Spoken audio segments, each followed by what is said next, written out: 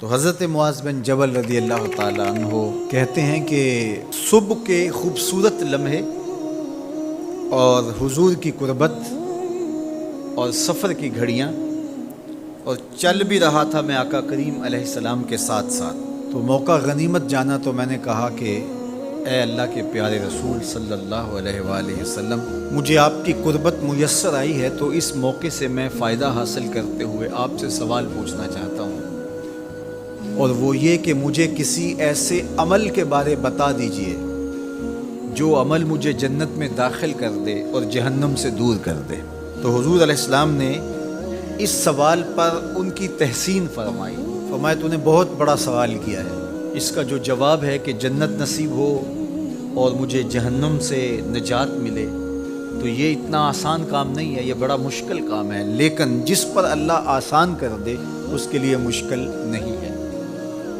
یعنی جنت آسانی سے نہیں ملتی، جہنم سے بچنا بھی اتنا آسان نہیں ہے، بہت سارے گناہوں سے بچنا پڑتا ہے، لیکن اللہ جس کے لیے آسان کر دے اس کو نیکی کی توفیق دے دیتا ہے اور برائی سے اس کو بچا لیتا ہے۔ اگر تو چاہے کہ جنت میں جائے اور جہنم سے نجات ملے تو تمہیں اللہ پر ایمان بھی لانا پڑے گا، اور ایسا ایمان جس میں شرک کی آمیزش تک نہ ہو، اسی کی عبادت تیری زندگی کا مقصود ہو، اور نماز بھی ادا کرنا ہوگی، زکوٰۃ بھی دینا ہوگی، روزے بھی رکھنے پڑیں گے، اور تجھے حج بھی کرنا پڑے گا۔ جنت میں داخلے کے لیے یہ شرائط ہیں کہ تم یہ کام کرو گے۔ پھر ارشاد فرمایا میں تمہیں بھلائی کے دروازے ہی نہ بتا دوں۔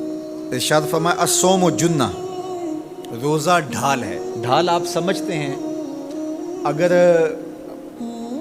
آپ لوگوں نے ڈھال نہیں دیکھی ہوئی تو آج کے زمانے کے اندر تو سب لوگوں نے جو ہے وہ ڈھال دیکھ لی ہے، چونکہ اس وقت ترکی نے اس طرح سے اپنے کلچر کو اور اپنی تہذیب کو جدید ذرائع ابلاغ کے ذریعے لوگوں تک پہنچایا ہے کہ اب 800-700 سالہ پرانی چیزیں بھی ہمارے سامنے آ گئی ہیں، ورنہ ہم یہ باتیں کیا کرتے تھے تو لوگ ان باتوں کو سمجھا نہیں کرتے تھے، چونکہ اس کا کوئی نمونہ اور شکل موجود نہیں تھی۔ جب دشمن تیر پھینکے تو تیر سے بچنے کے لیے وہ لوہے کا پترا جو آگے کر دیا جاتا ہے، جو تیر کو اپنے اوپر روک لیتا ہے، اس کو عربی میں جنہ اور اردو میں ڈھال کہا جاتا ہے۔ تو آقا کریم نے فرمایا روزہ ڈھال ہے، تو گویا جہنم کی آگ سے بچانے کے لیے جو ہے وہ روزہ کام دے گا۔ وَالصَّدْقَةُ تُطْفِئُ الْخَطِیَّةَ، یہ گناہوں کو مٹا ڈالتا ہے، جس طرح کہ آگ کو پانی بجھا ڈالتا ہے، تو اس طرح جب صدقہ دیا جاتا ہے تو جو گناہ ہوتے ہیں وہ ایسے مٹتے ہیں کہ لگتا ہے یہاں گناہ تھے ہی نہیں۔ آگے ارشاد فرمایا رات کے پیٹ میں نماز ادا کرنا، یعنی تہجد کی نماز ادا کرنا۔ پھر حضور علیہ السلام نے یہ آیت پڑھی تتجافی جنوبہم عن المضاجع، ان کی کروٹیں بستروں سے الگ رہتی ہیں، خوف اور طمع میں وہ اللہ کو پکارتے ہیں اور وہ رات کو جاگتے ہیں، ان کی کروٹیں بستروں سے الگ رہتی ہیں، حتی بلغ یعملون، یہ آیت پڑھتے ہوئے آخر تک حضور نے تلاوت فرمائی۔ تو فرمایا جس طرح صدقہ آگ کو بجھا دیتا ہے، اس طرح پچھلے پہر کی نماز، تہجد کے سجدے بھی اللہ جل شانہ کے غصے کو ختم کر دیتے ہیں اور جہنم کی آگ کو مٹا ڈالتے ہیں۔ پھر حضور نے ارشاد فرمایا کہ میں تمام امور کی جڑ نہ بتا دوں کیا ہے، جتنے بھی معاملے ہیں اس کی جڑ ہی نہ بتا دوں۔ میں نے جھولی پھیلا کے کہا حضور کیوں نہیں، خیرات ڈالی ہے۔ تو حضور نے ارشاد فرمایا راس الامر الاسلام، سارے امور کی جڑ اور بنیاد، سر اسلام ہے۔ اگر اسلام ہے تو عمل قابل قبول ہے، اور اگر اسلام ہی نہیں ہے تو پھر جتنے مرضی نیک عمل کرتے رہیں، جتنا مرضی پانی ڈالیں، جتنی مرضی کھاد ڈالیں، تو اگر جڑ ہی نیچے سے کٹی ہوئی ہے تو درخت ہو پائے گا؟ کبھی بھی نہیں ہو پائے گا۔ تو کہا جڑ اسلام ہے، اس لیے عقیدے کی صحت عمل کی قبولیت کی ضمانت ہے۔ تو تمام امور کی جڑ اور بنیاد اور سرا اسلام ہے، اور اس کا ستون نماز ہے۔ اور صحابہ نماز کے جس طرح پابند رخوگر تھے، تو وہ تاریخ کی روایات آپ دیکھ سکتے ہیں، آپ کو ایک صحابی بھی بے نماز نہیں ملے گا۔ وَذِرْوَةُ صَنَامِهِ الْجِهَادُ، اور کوہان کی بلندی، چوٹی اسلام کی، وہ جہاد ہے۔ جہاد سے اسلام کو سر بلند کیا جا سکتا ہے۔ اسلام کا چھٹا رکن ہے جہاد، اور ہمیں جہاد کی ترغیب بھی دی گئی اور قیامت تک یہ جہاد جاری بھی رہے گا اور کبھی بھی ختم ہونے کا نہیں ہے۔ ہاں اس کے اصول و ضوابط ہمیں دیے گئے، جہاد کے نام سے فساد فی الارض نہ کیا جائے، لیکن جہاد کا انکار اسلام کا انکار ہے۔ یہ اسلام کی چوٹی ہے، ذروۃ و سنام کہا گیا، یہ کوہان کی بلندی ہے۔ تو حضور علیہ السلام نے آخر میں فرمایا کہ میں تمہیں سارے معاملات کی جڑ ہی نہ بتا دوں، خلاصہ ہی نہ بیان کر دوں؟ قلت بلا یا نبی اللہ، میں نے کہا اے اللہ کے نبی کیوں نہیں؟ فاخذ بلسانہ، حضور نے اپنی مبارک زبان کو پکڑا، فقال، اور فرمایا کف علیک ھذا، کہا اس کو روک لے، اس کو کنٹرول کر۔ تو کہتے ہیں میں نے کہا اے اللہ کے پیارے محبوب صلی اللہ علیہ وسلم، جو ہم باتیں کرتے ہیں اس سے بھی مواخذہ ہوگا؟ یعنی عمل پر تو پکڑ ہوگی، لیکن جو ہم زبان سے بات نکال دیتے ہیں تو کیا اس بات پر بھی مواخذہ ہوگا؟ تو حضور علیہ السلام نے ارشاد فرمایا کہ لوگ منہوں کے بل یا ٹھوڑیوں کے بل جہنم میں ڈالے جائیں گے، یہ ان کے بولے ہوئے بولوں کی وجہ سے ہوگا، ان کی زبان کی کمائی کی وجہ سے ہوگا۔ تو اپنی زبان کی حفاظت کرو تو جنت کا داخلہ مل جائے گا۔ تو گویا زبان کی حفاظت سے لے کر کے اللہ کے حضور سجدے تک اور اللہ کی عبادت تک، یہ ہے وہ نصاب جو جنت میں جانے کا ہے۔ اللہ ہم سب کو 5 گانا باجماعت نماز کی توفیق دے، اللہ ہمیں توفیق حج کی نصیب کرے، اللہ ہمیں رمضان المبارک کے روزے رکھنے کی توفیقات سے مالا مال کرے، اللہ اپنی راہ میں جد و جہد اور جہاد کی توفیق سے مالا مال کرے، اور اللہ ہمیں ہماری زبان کی حفاظت کی توفیق دے تاکہ ہم خیر کی راہوں کے مسافر رہیں۔ ہمارے ہاں نا کچھ لوگ تو تباً سخت ہیں، اللہ معاف فرمائے، اور کچھ رد عمل کے طور پر سخت ہو گئے۔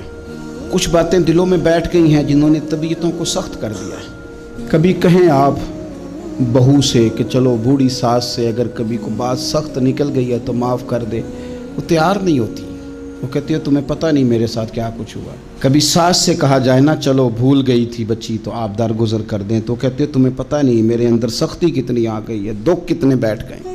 ہم نا طبیعتوں میں سختی کر بیٹھے، ہمارے دل دھڑکتے ضرور ہیں لیکن صرف اپنے بچوں کے لیے، ہمارے سینوں میں درد اٹھتا ضرور ہے لیکن صرف اپنوں کے لیے۔ ہم نے نا 2 4 5 6 باتیں جمع کر کے ان پر پورا ذہن بنا کے سخت ہو گئے ہیں، طبیعتیں سخت ہیں، دل سخت ہیں۔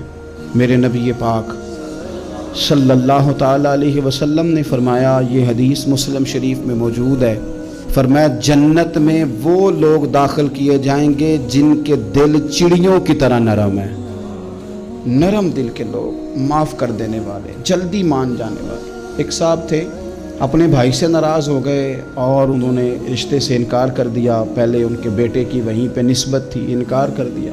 کئی لوگوں نے ان سے کہا، میں نے بھی کہا، تو وہ کہنے لگے پیر صاحب عزت بڑی کرتا ہوں آپ کی لیکن میں مرد ہوں، ایک دفعہ نہ کر دوں تو پھر ہاں نہیں کیا کرتا۔ تو میں نے اس صاحب سے کہا، میں نے کہا یوں نہ کر، اگر صبح قیامت تیرے بارے میں کوئی سخت فیصلہ آ جائے اور رب کو منانا ہو کسی مقام پر تو کیا کہے گا؟ بہانے بنا بنا کے ہم سخت ہو گئے، دل اتنے سخت پتھر کر لیے، میں فلاں ہوتا ہوں جی، میں نہیں دوبارہ کسی کی سنتا۔ اور خدا کے بندو، میرے نبی پاک علیہ السلام نے فرمایا مومن تو اس طرح ہوتا ہے جس طرح اونٹ کے ناک میں نکیل ہوتی ہے، بٹھا دو تو بیٹھ گیا، اٹھ جاؤ تو اٹھ گیا۔ اور حضور نے فرمایا وہ لوگ جو بہت بد اخلاق ہیں، جھگڑالو ہیں، فسادی ہیں، سخت دل ہیں، وہ لوگ جنت میں نہیں جائیں گے۔ جو جھگڑے کرتے پھرتے ہیں، جھگڑالو لوگ ہیں۔